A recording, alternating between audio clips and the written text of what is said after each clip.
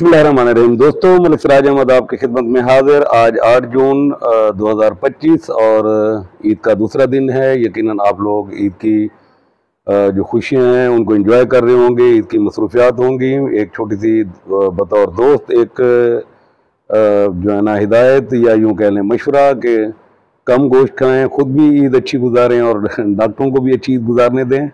बहरहाल दुआ गो हूँ कि अल्लाह ताला आपको ऐसी बहुत सारी ईदें नसीब फरमाए जिसमें आप अपनी खुशियों के साथ, अपने अहल खाना के साथ अपनी ईद गुजारें।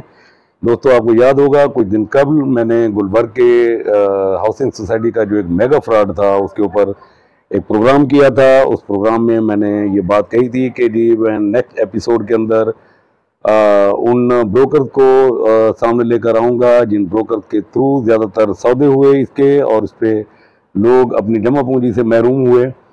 तो कुछ दिन लग गए हमें इसको इन्वेस्टिगेट करते हुए, देखते हुए कि जी कौन कौन इसके अंदर शरीक था। तो अभी तो यूं समझ लें आप कि एक पेंडोरा बॉक्स है जो खुल गया है मेरे सामने, और इसको कंक्लूड करना है अगले 1-2 प्रोग्राम के अंदर।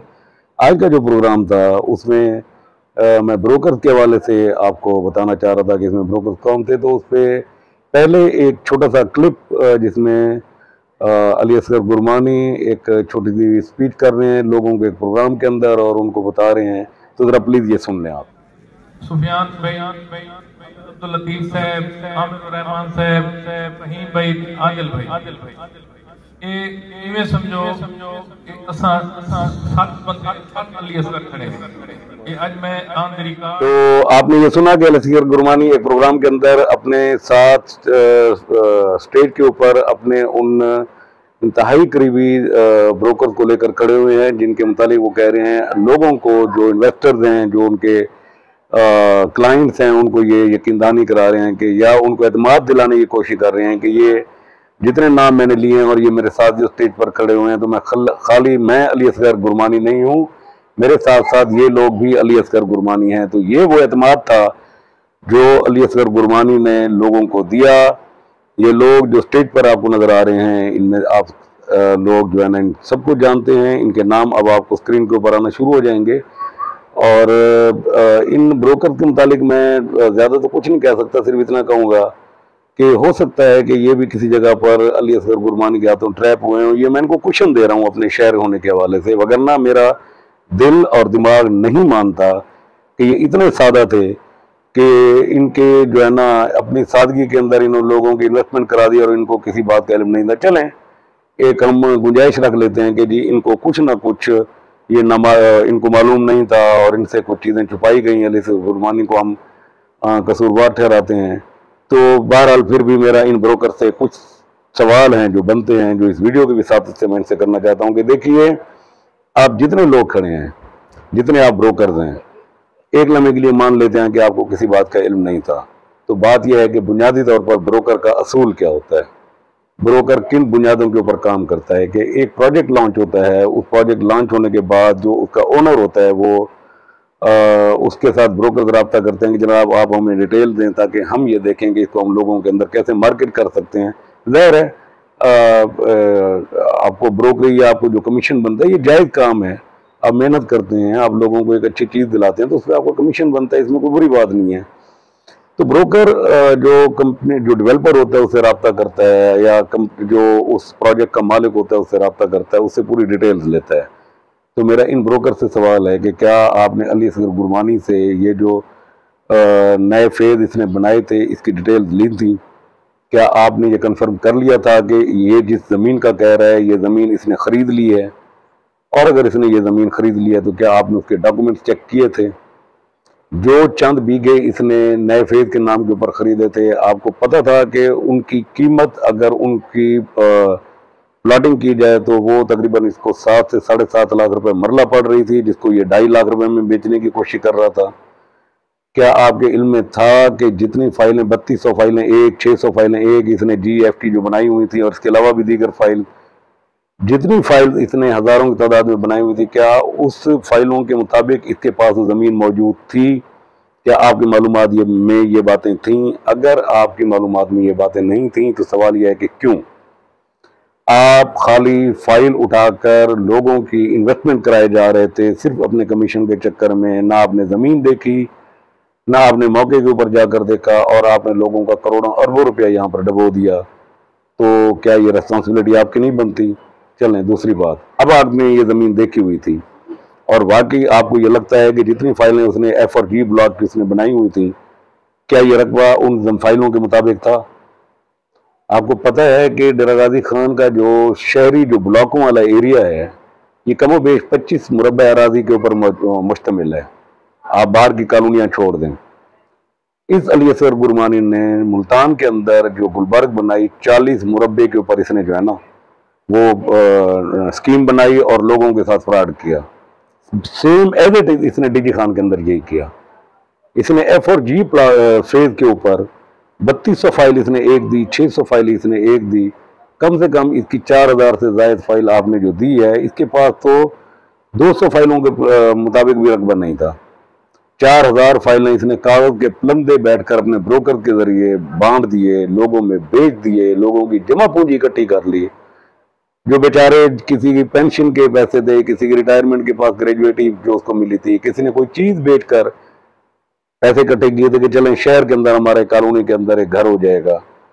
इन ब्रोकर के थ्रू उसने वो सारे पैसे इकट्ठे कर लिए और उसके बाद वो लेकर फरार हो गया। मेरा सवाल ब्रोकर से ये बनता है कि मेरा भाई, आप लोग मेरी नजर में बेगुनाह हैं, आपके हाथ साफ हैं, मैं आपको रियायत दे रहा हूं, मैं आपके ऊपर शक और शुबा नहीं कर रहा। सवाल ये है कि जिन बुनियादों के ऊपर आप ब्रोकरी कर रहे थे, आपने वो चीजें चेक की थी? अगर नहीं की थी तो आप गुनाहगार हैं। आपकी नेग्लिजेंसी है, आपकी इस मुजरिमाना गफलत की वजह से लोग अपनी जमा पूंजी से महरूम हुए हैं। मैं इस वीडियो की विसादत से आपको सिर्फ एक बात कहता हूं कि आप जितने ब्रोकर इस स्टेज के ऊपर खड़े हुए हैं, जो वीडियो में नजर आ रहे हैं, आप अपने तौर पर मुझे बुलाएं, मैं आपके पास आने के लिए तैयार हूं। आप बैठकर मुझे एक्चुअल हकायक बताएं ताकि हम लोगों को बता सकें कि जनाब आप क्लियर थे, आपके साथ भी धोखा हुआ, लोगों के साथ भी धोखा हुआ और धोखा करने वाला अली असगर गुरमानी था। आप मुझे बुलाएं, मैं आपके पास आने के लिए, आपका वर्जन रिकॉर्ड करने के लिए बिल्कुल तैयार हूं। आप मुझे असल हकायक बताएंगे हुआ क्या, लोगों के साथ ये धोखा, ये फ्रॉड कैसे हुआ। पहली बात, अगर आप नहीं बुलाते, आप खुद अपने तौर पर कोई वीडियो स्टेटमेंट बनाएं, आप डालें, हम उसको ऑन करेंगे कि जनाब आपने अपनी क्लैरिफिकेशन दे दी। अगर आप वो भी नहीं करते, इसका मतलब है आप अली असगर गुरमानी के साथ मिले हुए हैं और आपने उसके साथ मिलकर लोगों के साथ फ्रॉड किया है। आपने डीजी खान के लोगों के ख्वाबों को चकनाचूर किया है। आपने मिडिल क्लास जो एक थी हमारी यहाँ पर, जो बेचारी पैसे इकट्ठे कर रही थी किसी तरीके से, आपने उसकी जमा पूंजी लूट ली। आपको अगर शरीक जुर्म नहीं है, अगर आप इसके अंदर एक्स्ट्रा ऑर्डिनरी बेनिफिशियरी नहीं है, आपको आना पड़ेगा, आप मुझे बयान दें, आप खुद अपना बयान रिकॉर्ड करें, आपको पुलिस तक जाना पड़ेगा, आप अली असगर के खिलाफ कंप्लेनेंट बने और उनसे ये कहें कि जनाब इस शख्स ने हमें धोखा दिया था, हमने इसके कहने के ऊपर फलां फलां फलां लोगों के हमने पैसे लिए और इसको दिए और ये कहा गया है। आप खुद भी मुद्दई बने इसके अंदर। अगर आपके पैसे किसी जगह पर इसके पास हैं तो आपने तो वैसे ही कंप्लेन करनी है। ये पैसे डूब गए हैं। मैं डीजी खान के लोगों को बार बार एक चीज जो है ना कह रहा हूं दर पर्दा, अब मैं खुल के ये कहता हूं कि मेरा भाई ये पैसे डूब गए हैं, लोगों ने आपके साथ फ्रॉड किया है, इसमें कुछ अपने और कुछ गैर शामिल थे। मेरा जो तीसरा एपिसोड होगा जिसमें मैं काम कर रहा हूं, जिसमें मैं कोशिश कर रहा हूं लोगों के बयान, इसमें वो चंद शुरफा आएंगे सामने कि आप कानों को हाथ लगाएंगे। इसमें वो लोग आएंगे जिसमें मैं खुल के बयान करूंगा तो आप सोचेंगे कि आपके साथ क्या हुआ है। डीजी खान की मिडिल क्लास के साथ, डीजी खान के गरीब लोगों के साथ, डीजी खान के उन लोगों के पास जिनकी छत नहीं थी और अपने घर बनाने की कोशिश में, प्लाट खरीदने की कोशिश कर रहे थे, उनके साथ धोखा हुआ, उनके साथ जुल्म हुआ और उनके साथ इस दौर की सबसे बड़ी डकैती हो गई। Free and open heart blunder किया, आपने पैसे ले लिए अपने ब्रोकर के जरिए खुद डायरेक्ट होकर और पैसे लेकर आप भाग गए और उसके बाद इन लोगों का कोई पुरसाने हाल नहीं है। कोई इनको कहता है कि आप नैब चले जाएं, कोई इनको कहता है आप कहीं चले जाएं। इससे बड़ा जुल्म क्या होगा। मेरा रियासती इदारों से सवाल है, मेरा चीफ मिनिस्टर पंजाब मोहतरमा मरियम नवाज शरीफ साहबा से जो है ना सवाल है कि मोहतरमा, जिस अहद में लुट जाए गरीबों की कमाई, उस अहद के सुल्तान से कोई भूल हुई है? आपसे भूल नहीं हुई। अभी इब्तदाई दौर है आपका, अभी 1 साल हुआ है, आपकी ही जमात के टिकट पर मुंतखब या आपका यूं कह लें कि नून लीग के जो है ना असम्बली के अंदर एक वोटर अली असगर गुरमानी ने डेरा गाजी खान के लोगों का अरबों रुपया लूट लिया है। आप मेहरबानी करें, आप इस वीडियो की विसादत से हमारी अपील है आपसे कि इसको टांग दें दीवार के ऊपर, इससे पैसा लें और गरीबों को दें, आप अच्छी करें। आपको अल्लाह ने बहुत जो है ना इज्जत दी है, आपके वालिद का एक बहुत बड़ा रोल रहा है पाकिस्तान की सियासत में, आपके चचा इस वक्त प्राइम मिनिस्टर हैं, आप चीफ मिनिस्टर हैं, ये इक़्तिदार बार बार नहीं मिला करते। आप मुल्तान के लोगों के लिए, डीजी खान के लोगों के लिए आप जो है ना एक बहन बन जाएं, एक बेटी बन जाएं, उन लोगों की दाद रसी करें, उनके जो है ना जो लूटी गई रकम है उसको एज इट इज इससे लेकर वापस करें। आपके लिए कोई मसला नहीं है मोहतरमा मरियम नवाज शरीफ साहिबा, आप चीफ मिनिस्टर हैं, आपके हुक्म की सरताबी मुमकिन नहीं है। आपके कही हुई एक बात से लोगों की जमा पूंजी जो लुट गई है वो वापस मिल जाएगी। और इसके साथ साथ आप इस तरह के जो फ्रॉड हैं उनको अपनी जमात से भी बाहर निकालें। ये इस काबिल नहीं है कि इनकी क्रेडिबिलिटी आपको, जिस तरीके से ये लोगों के बददुआएं ले रहे हैं, ये क्रेडिबिलिटी आपके ऊपर भी असरअंदाज होगी। और मैं अब आखिर में दोबारा एक बार फिर जो हमारे ब्रोकर्स हैं जो असगर गुरबानी के साथ स्टेज पर खड़े हुए थे कि आपके पास 3 ऑप्शन हैं।